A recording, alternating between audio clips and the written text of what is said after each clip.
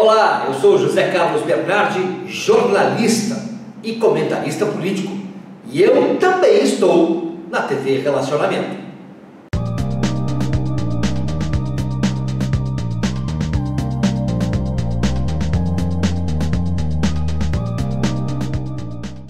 Nós temos uma cor de pele, mas a nossa alma tem cor?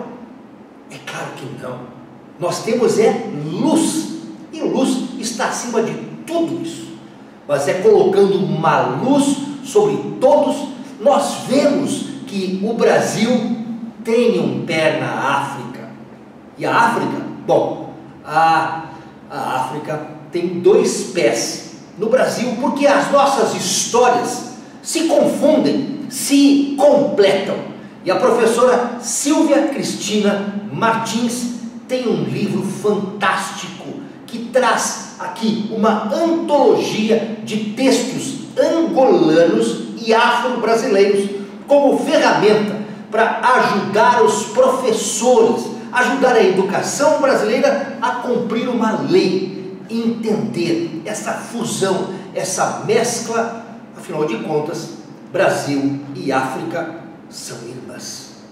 E você pode entender melhor através da literatura.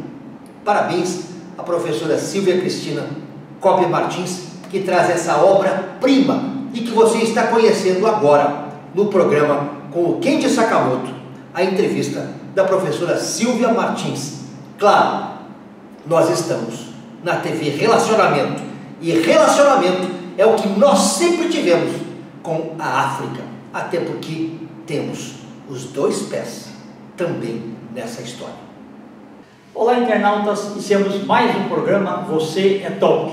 Hoje nós temos aí o prazer de ter uma companhia maravilhosa, aquela pessoa que esbanja talento, sabedoria e principalmente cultura. Professora Silvia Cristina Coppe Martins, muito obrigado, sempre um prazer imenso estar perto de você, tá? Igualmente. Obrigada por estar aqui novamente. A professora Silvia está nos brindando com uma obra espetacular falando sobre o continente africano, tá? Nós vamos falar bastante do livro. Silvia, conta um pouquinho para os nossos internautas quando começou a sua paixão pelo continente africano. Bom, é o seguinte, eu tinha 7 anos de idade, meus pais se separaram e eu fui morar com os meus avós, eu, minha mãe e meus avós. E a minha mãe contratou uma pessoa para cuidar um pouco de mim, porque minha avó tinha vários afazeres, e ela contratou uma pessoa chamada Neuza Maria da Silva, um nome bastante comum. Sim. Mas a Neuza, ela era angolana. E nascida lá, inclusive. Então, eu fiz questão de colocá-la, infelizmente ela já faleceu, eu fiquei sabendo, porque nós ficamos em contato durante muito tempo. E a Neuza era assim, uma querida, eu a chamava de minha segunda mãe. E ela cuidava muito de mim, ela ficava muito tempo comigo, eu estudava na época de manhã e a tarde toda ela ficava comigo. Então ela me contava histórias sobre Angola, ela me contava as histórias dos pretos velhos, porque até então você, principalmente, né, eu nasci em 1963, nós não tínhamos muito hábito de falar sobre o continente africano. Vou fazer 60 anos, ai. E sabe o que ela fazia? Era uma coisa maravilhosa. Ela era a Neuza e tinha a irmã dela, a Diana. Elas faziam roupinhas para mim. Na época eu tinha uma boneca chamada Suzy. E elas faziam roupas com motivos angolanos. Então aquelas roupas coloridas, né, aqueles turbantes. E eu comecei a me apaixonar por aquilo. Então, esse amor pela África surgiu desde os meus 7 anos por conta dessa moça que trabalhava conosco. E além disso, a minha grande amiguinha na época era uma moça chamada Carminha, que era bem preta, ela era bem preta. E eu lembro que, como eu falei, eu tinha 7 anos, eu me lembro que o pessoal da rua a chamava de Tição. E eu, na época, eu não sabia o que significava tição. São 7 anos, e aí eu fui perguntar para o meu avô, para o meu nono, né, italiano, o que era tição. e ele me falou que era uma espécie de carvão. Ele falou, mas por que você está me perguntando isso? Eu falei, porque chamaram a minha amiga Carminha de Tição. Ele falou, isso é muito feio de se falar, a gente não pode falar isso para uma pessoa. E eu lembro que ele me explicou muito bem, e eu voltei, eu estava dentro de casa, eu voltei para a rua e eu briguei com os meus amiguinhos. Sim. E aos 7 anos nem sabia o que era também. Não. Mas aos 7 anos eu comecei a perceber o que era preconceito. E aí a Carminha, eu lembro que ela chorou muito, porque ela sabia o que significava Tição. E aí eu comecei a perceber que o preconceito era uma coisa muito forte. Veja, eu tinha 7 anos, né? Entendi. Eu sempre gostei muito da África por causa do filme Tarzan. Ah, é bacana, né? Fica feliz, então, e em 2004 eu tive a felicidade de fazer projetos em Angola, né? Que inveja! Para MS Mercury. Que bacana! Então, e também lecionei para o Instituto Superior Tecnológico de Angola também, né? A faculdade lá. É mesmo? Pela Flora de Universidade. Então, o que você achou de lá? Você gostou do pessoal? Gostei. Depois voltei para dar treinamentos também, né? E sou muito bem recebido lá. E até hoje eu tenho alunos, amigos, né? Angolanos aí, que continuam lá. Tenho correspondente da editora Laços lá em Angola também, que é o Antônio Francisco Armando. Eu vou mandar meu livro para ele. Perfeito.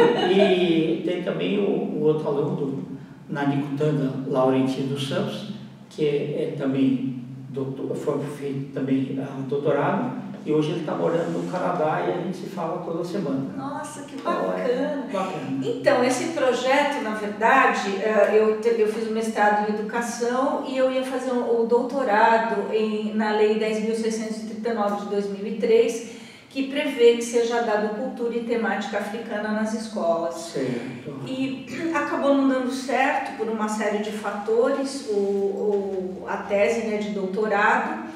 Eu tive que, inclusive, na época, trocar de orientador, mas eu falei, não, esse livro tem que ser publicado. E aí um grande amigo, né, acabou publicando, me ajudando a publicar esse livro, o Kate, inclusive. É um orgulho para a editora lá. Muito obrigada. E ele deu o maior apoio, né, para mim, e eu resolvi fazer esse livro. E agora eu já estou começando a escrever o 20 anos depois, porque faz 20 anos dessa lei, e eu ainda acho que ela precisa ser modificada em uma série de questões, de fatores. E eu acabei escrevendo essa antologia, né, no meu primeiro, que teria sido meu primeiro doutorado, inclusive para facilitar a vida dos educadores, por conta dessa lei 10.639 de 2003. Quando ela saiu, eu percebi que... Porque é tudo muito assim, né, no Brasil, as coisas são jogadas e aí os educadores, os professores que se virem. Então, o que eu resolvi fazer? Eu resolvi facilitar um pouco. Então eu fiz uma série de estudos, eu percebi que na época, isso por volta de 2013, 2014, foi quando eu escrevi esse livro, né, a primeira vez, porque ele teve algumas alterações durante o tempo, né? Sim. Mas a primeira vez que eu escrevi, eu fiz uma série de pesquisas, inclusive para saber o que tinha em relação a antologias africanas, e eu percebi que quase não tinha nada. Hoje você tem uma série de coisas, mas eu achei que as atividades, eu mostrei para vários professores e eles acharam muito bacana. Por quê? Porque eu trabalho, por exemplo, com autores brasileiros voltados para a cultura africana, que se interessam para a cultura africana, e eu escolhi os angolanos por conta dessa grande influência que eu tive da Neuza. Então eu gosto muito de vários autores que eu escolhi, e eu coloquei muito essa questão do negro, do branco, da diferença, da pseudo-diferença, né? Porque eu acho que no fundo nós somos diferentes, sim, mas por que não sermos diferentes, né? E por que não respeitar todos? E eu comecei com uma epígrafe do Mandela, que ele fala que se as pessoas aprendem a odiar, por que elas não podem aprender a amar? E eu percebo que o preconceito está muito enraizado, infelizmente, dentro da nossa sociedade. Aliás, eu como branca, nós como brancos, muitas vezes nós não percebemos que esse preconceito está enraizado, ele é velado. E como eu tenho muitos amigos que são pretos, eu converso muito com eles, e inclusive às vezes você, só de estar em contato, você percebe que o tratamento é diferente. Eu não imaginava que a nossa sociedade fosse tão preconceituosa, e eu fico muito triste com isso. É verdade. Você sabe que quando eu estava na escola, e meus amigos eram todos da área rural, e aí eles não conseguiam falar foneticamente direito as palavras. Não existia a palavra bullying, mas eles sofriam bastante. Então eu sei que teve infelizmente, professores, serventes, né, funcionários da escola que falavam, quando aí é só plantar tomate, cebola, não sei o que e tal. Eu escutei muitos, né? Eu acho triste, né, você me contar uma coisa dessas, e principalmente vindo de alguém que se diz um educador. Exatamente. Porque eu lembro que na minha época eu também não tinha, nós não chamávamos de bullying, mas eu tive um professor, por exemplo, que ele me chamava de branquela. E eu tinha muita bronca disso, porque eu realmente sofro muito por conta da minha cor branca. Eu não gosto de ser muito branca desse jeito. Você pode reparar que eu estou sempre de cor escura. Até eu achei bonitinha a capa que puseram um vestido preto, achei bem bacana. Eu não uso porque eu acho que eu fico muito branca. Eu já sou branca, e eu uso roupa clara, eu fico parecendo um fantasma da ópera, né? Então o pessoal até dá risada quando eu falo isso. Eu tive muitos problemas de pele, tive inclusive o 3º câncer de pele por conta dessa brancura total. Então eu acho que as pessoas, elas devem se orgulhar pelo que elas são, mas o respeito, ele deve vir, nós temos que respeitar. Eu tive uma frase que meu avô me ensinou aos 5 anos de idade, o meu nome italiano, ele dizia que nós temos que respeitar tudo e todos. Quando nós nos colocarmos no lugar do outro, nós vamos de fato saber o que é uma sociedade, o que é um ser humano. É verdade. Que mereça ser chamado de humano. Exatamente. Então, porque eu acho que todo mundo fala, nós somos iguais. Não, nós somos diferentes, mas eu acho que o bonito é exatamente ser diferente. Né? Um ser preto, outro branco, amarelo, roxo, seja o que for. Mas nós temos que respeitar. É verdade. O respeito deve vir por parte de todos. O que eu sempre falo assim, nas palestras que eu dou é assim, seja acima da média. Não fica na média. Porque na média você vai estar igual a todo mundo. Você quer ter algum reconhecimento, você quer sobressair, você tem que ter um curso a mais, você tem que ter lido um livro a mais, você tem que ter amizades com pessoas melhores do que você, né? E diferentes também. Porque só a pessoa... Sabe, eu tive uma infância muito, muito feliz. Eu nasci no bairro do Ipiranga, eu tenho uma verdadeira paixão pelo Ipiranga. E na minha rua, a minha rua era extremamente privilegiada.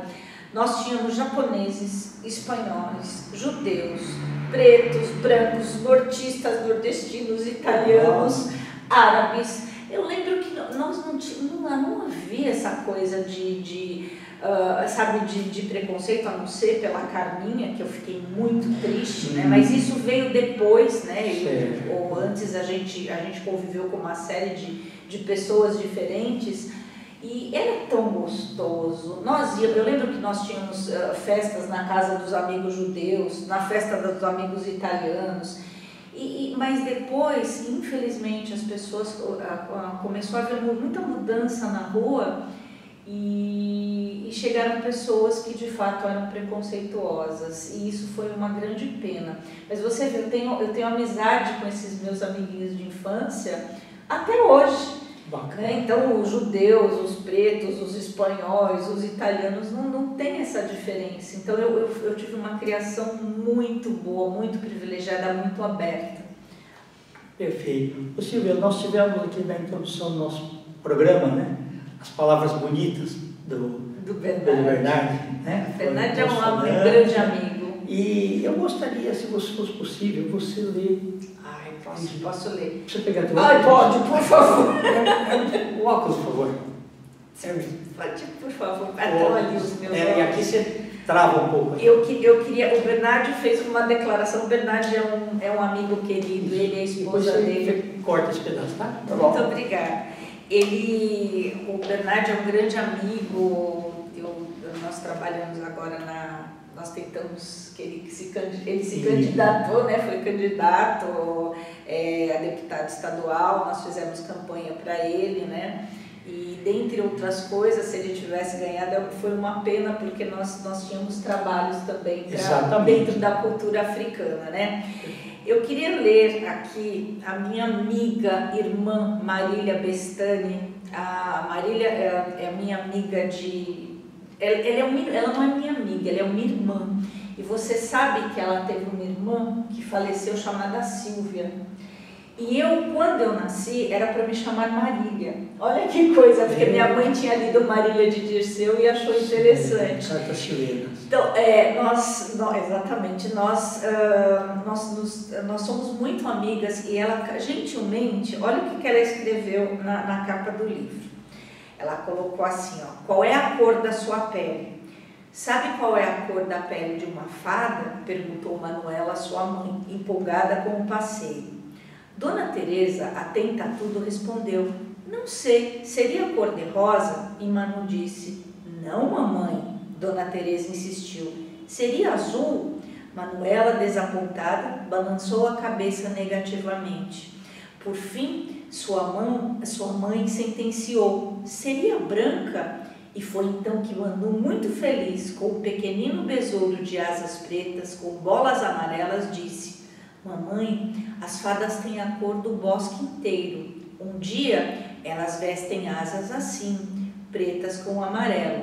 No outro, vestem asas azuis com bolinhas vermelhas. E tem dia, mamãe, que as fadas ficam assim, transparentes, porque a transparência é a cor onde cabem todas as outras cores. Sim, a transparência é a cor que abriga as demais. Lá cabem todos, pretos, brancos, amarelos e o que mais houver, porque na transparência também habita a mais importante das tonalidades, a cor respeito, que demonstra naturalmente que o tom da pele de um indivíduo não diz quem ele é, não o torna melhor ou pior, contrariamente, mostra apenas e tão somente uma pequena parte de sua etnia.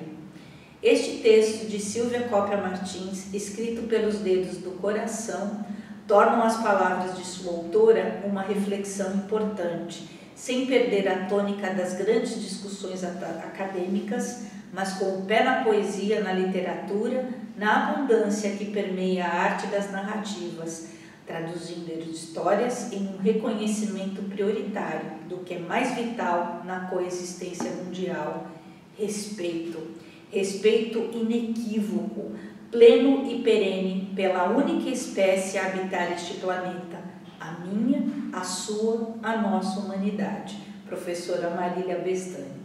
Lindo, muito, né? Sem dúvida. A primeira vez que eu li, eu chorei muito, porque ela fala naquilo que eu acredito, o respeito. E eu te agradeço imensamente por você ter me apresentado a Marília, porque ela tem feito trabalhos maravilhosos para... Ela é maravilhosa, é uma irmã, não uma irmã de sangue, mas é uma irmã de fé, certo. É uma irmã de coração. Perfeito, está ótimo.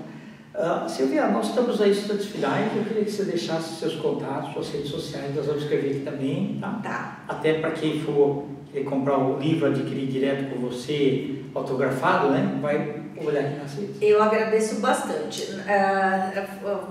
Vocês podem me procurar no Silvia Cópia Martins, no Facebook, no Instagram Silvia Cristina Cópia. O meu e-mail é silviacopian@uol.com.br. Eu queria agradecer mais uma vez por estar aqui nesse programa tão bacana, na TV Relacionamento, cujo idealizador é o meu grande amigo Kendi, que tem sido um grande parceiro também, e um amigo de coração também. Obrigado. Tá bom? Muito obrigada a todos e eu espero que vocês gostem do livro. Eu quero ver você muitas outras vezes E depois que fizer o próximo livro, também nós teremos um Estarei aqui. Perfeito. Tá bom? Tchau, gente. Internautas, com os agradecimentos, então, a essa talentosa professora, Silvia Cristina Copa Martins, nós finalizamos mais um Você é Top. Um grande abraço e até a próxima.